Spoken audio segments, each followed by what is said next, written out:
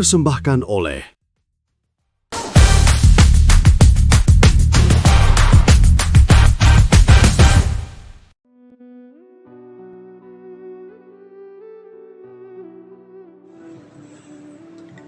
Assalamualaikum warahmatullahi wabarakatuh.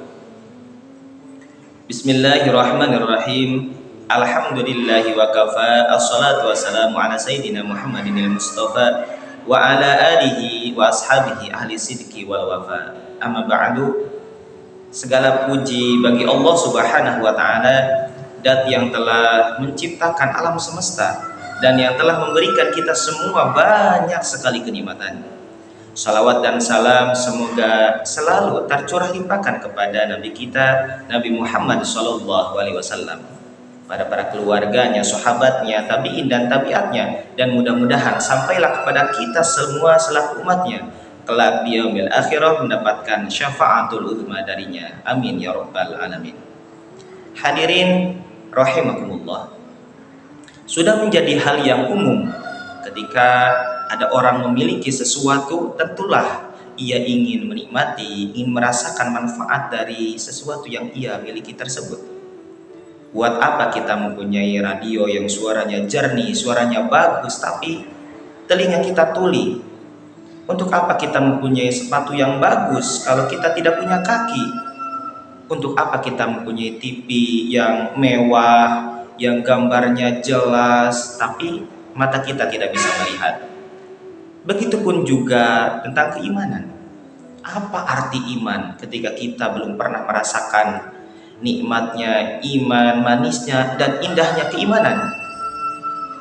Orang-orang yang telah merasakan nikmatnya iman, maka akan terasa manis ketika dia melaksanakan sujud di dalam sholatnya, akan terasa manis ketika mengeluarkan uang untuk sedekah, akan terasa manis ketika menahan lapar, menahan haus saat puasa di bulan Ramadan.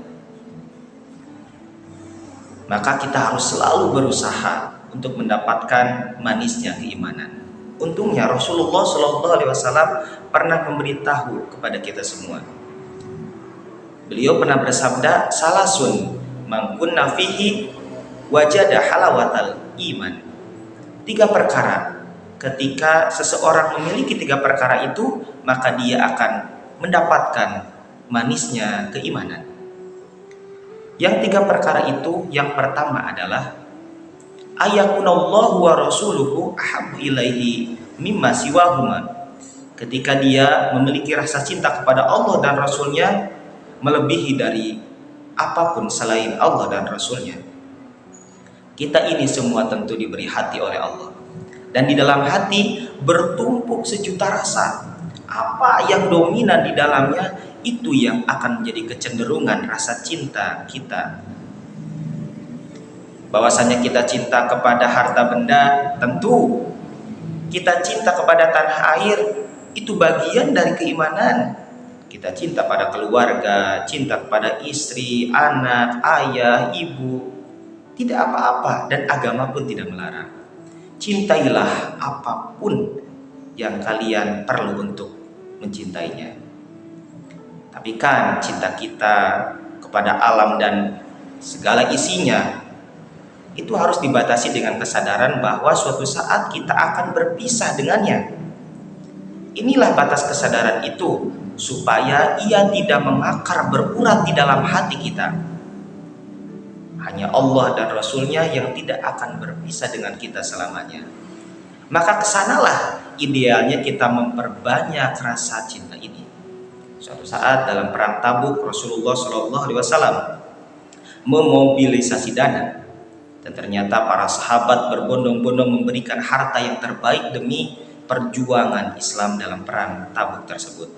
Ya, di antaranya ada sahabat yang bernama Abu Bakar As-Siddiq.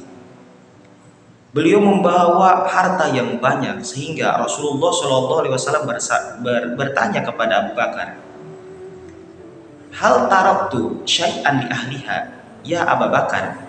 Wahai Abu Bakar, apakah kamu meninggalkan sesuatu untuk keluargamu? Jawab Abu Bakar, na'am ya Rasulullah. Ya betul Rasulullah, saya meninggalkan sesuatu bagi mereka.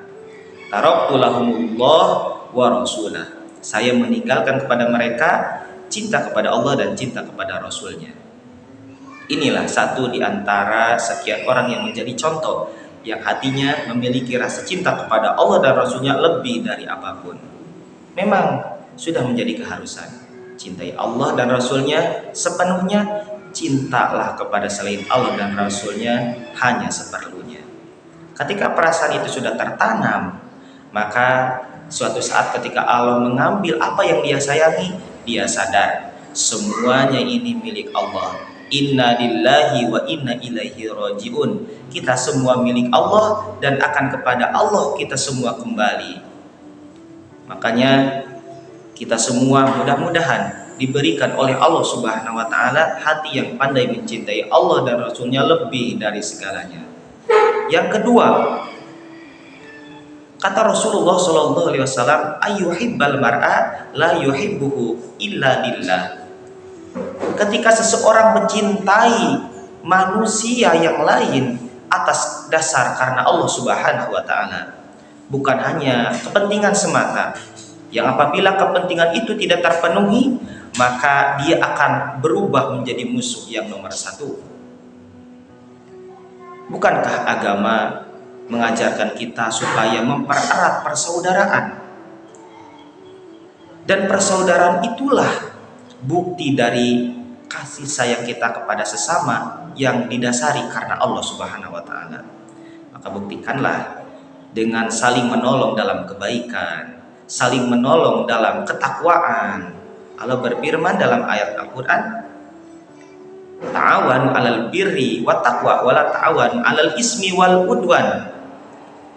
Saling bantulah kalian dalam berbuat kebaikan dan berbuat ketakwaan, dan jangan saling bantu dalam perbuatan maksiat dan perbuatan dosa.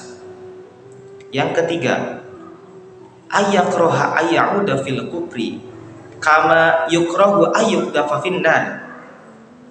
Ketika seseorang membenci, tidak menyukai hal-hal yang berbau kemungkaran, kekufuran, ketidakadilan, kejahatan, seperti dia membenci ketika Allah Subhanahu wa taala memasukkan dia ke dalam api neraka.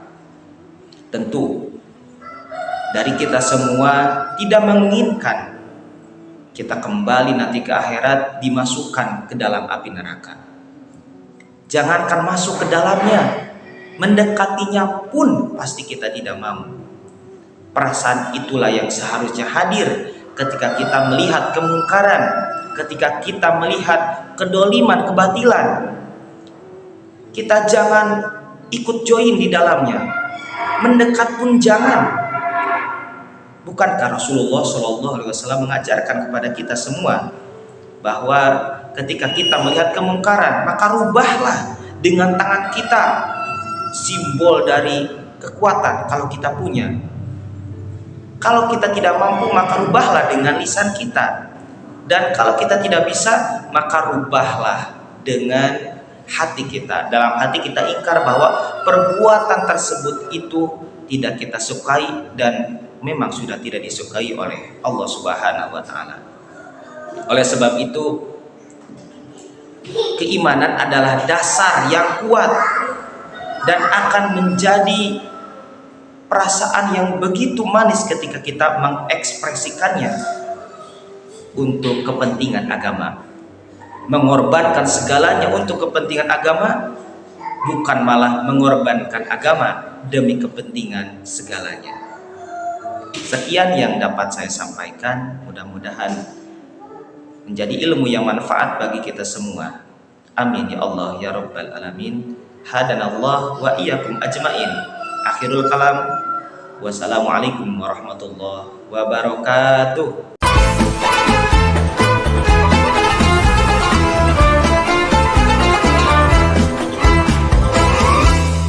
Dipersembahkan oleh